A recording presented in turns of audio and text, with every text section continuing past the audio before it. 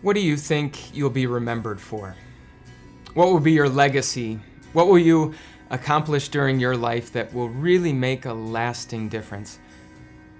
I think on some level those questions matter to all of us.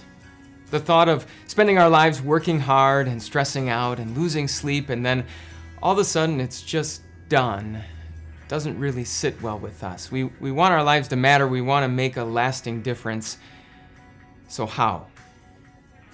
Well, back in the 1990s, there was a professor at Purdue University who did an experiment using chickens. He wanted to see if he could maximize their productivity. And so he started by taking a group of chickens that all by itself was already pretty healthy and productive, and he sort of left them alone. He simply let them lay eggs and have chickens, who then laid eggs and had more chickens. On and on it went for 6 generations. But then he took another group, and from the rest of his flock, he sort of handpicked the most productive individual chickens, and he put them all in the same group together.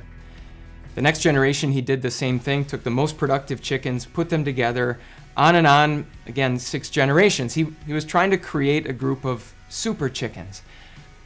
So after those 6 generations, do you know what he found? Well, that first group that he had kind of left alone, it was as healthy and as productive as ever. But when it came to his flock of super chickens, only 3 of them were still alive, and even they were in pretty rough shape. See, it turns out the chickens that were most productive at laying eggs were also the most aggressive, the most violent, the most prone to try and achieve supremacy within the group by attacking the other chickens. And so he hadn't managed to create a flock of super chickens, he created a flock of psychopath chickens. When it comes to being productive, making an impact, making a difference, the world has all kinds of ideas about how to do that. We're taught to be first, to be the best, to strive to rise above the pack and set ourselves apart from our peers, to achieve and compete and really carve out a name for ourselves. But so often God demonstrates that He works in just the opposite way. This week I'm excited to be talking to you about a specific group of people from the Bible whose names you might not recognize. At the very least, if the Bible were a movie, you'd probably have to wait and wait and wait to see these people's names in the credits.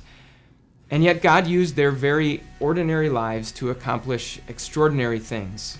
He used their small acts to have a huge impact. And the good news is you can be confident that God's going to do the same for you. This is just how God is. He often accomplishes His best and His greatest blessings using what seems to be small, weak, and insignificant. In fact, consider the life of Jesus. God used His lowly life, His humiliating death on the cross to accomplish salvation for the whole world. And that very same Jesus says this: "I am the vine, you are the branches. I chose you and appointed you so that you might go and bear fruit that will last." Any life that is connected to Jesus is bound to make a difference.